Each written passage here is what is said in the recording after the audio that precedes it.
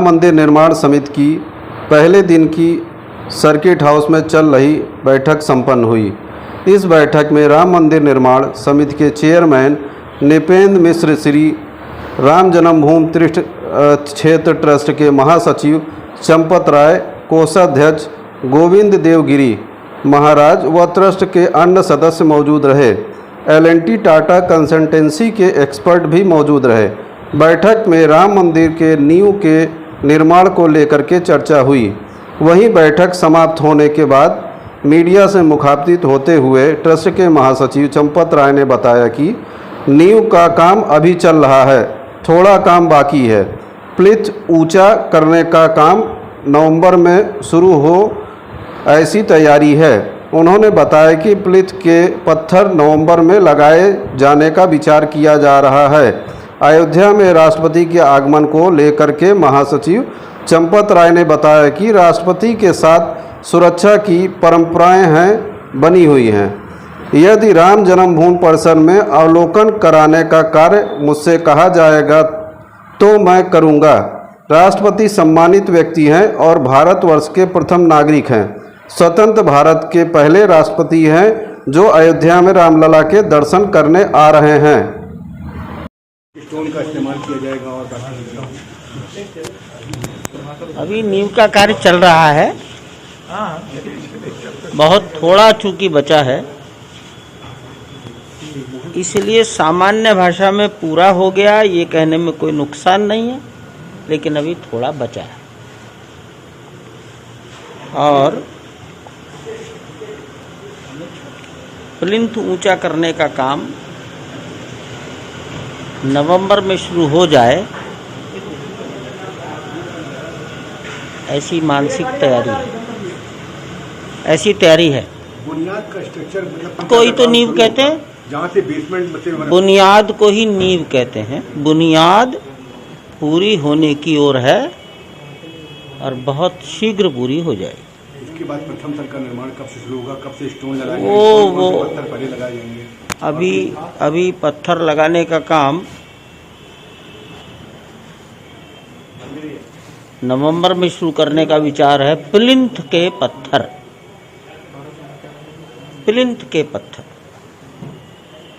Sir, एक आखिरी सवाल ये है कि राष्ट्रपति पहली बार कोई आ रहा है भारत सरकार का यहाँ पे राम जन्मभूमि का दर्शन करने, तो आप थान को उनको दिखाएंगे, ब्रीफ करेंगे कि किस तरह से बन रहा है? देखो, राष्ट्रपति के साथ कुछ शिष्टाचार है, राष्ट्रपति महोदय के साथ कुछ सुरक्षा की परंपराएं बनी है।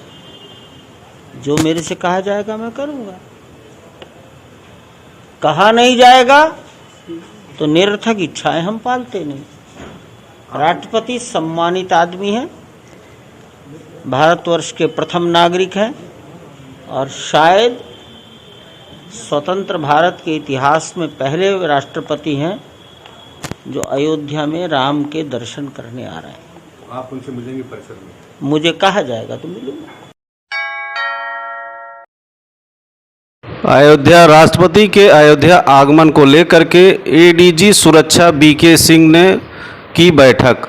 सुरक्षा में लगे सिविल पुलिस के आला अधिकारियों के साथ चल रही बैठक। राष्ट्रपति के आगमन और संभावित कार्यक्रमों के मद्देनज़र सुरक्षा संबंधित विषय पर हुई बैठक में हुई चर्चा।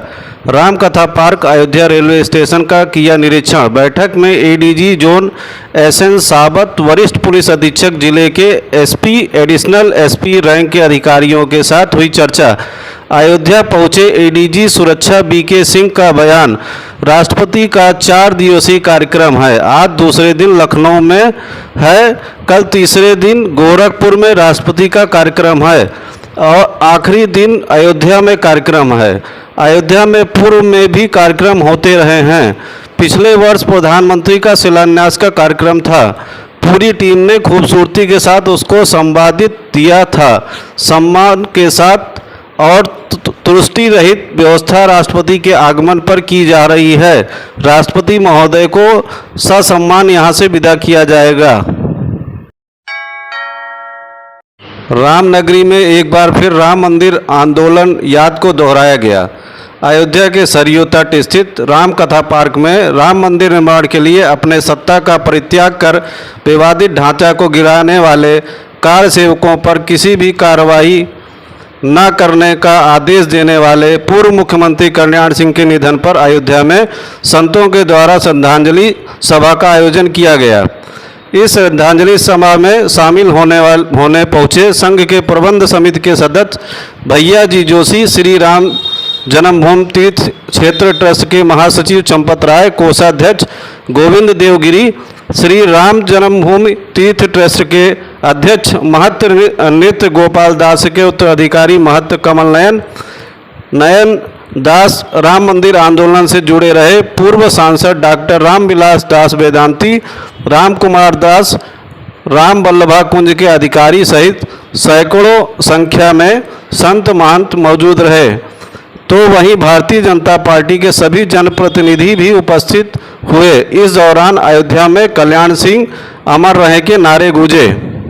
को जो श्रद्धांजलि अर्पित की उसमें मेरा मुख्य स्वर एक अत्यंत श्रेष्ठ राम भक्त को मैं श्रद्धांजलि अर्पित कर रहा हूं, ऐसा था। वे माननीय मुख्यमंत्री थे, महामहिम राज्यपाल थे। ये सारी बातें महत्वपूर्ण नहीं हैं और उन्होंने इन पदों का उपयोग अपने उद्दिष्ट की पूर्ति के लिए किया, यह भी अत्यंत सराहनीय बात है। किंतु वे इतिहास में जाने जाएंगे एक उस महान राम भक्त के रूप में जिन्होंने भव्य दिव्य राम मंदिर बनने का मार्ग प्रशस्त किया। जब तक ये ढांचा दूर नहीं होता तब तक राम मंदिर बनने का मार्ग प्रशस्त भी नहीं होता। और वे इसके लिए कृतसंकल्प थे, इतने कृतसंकल्प थे कि उसके लिए वे उस कुर्सी का त्याग करने के लिए भी निरंतर तैयार थे।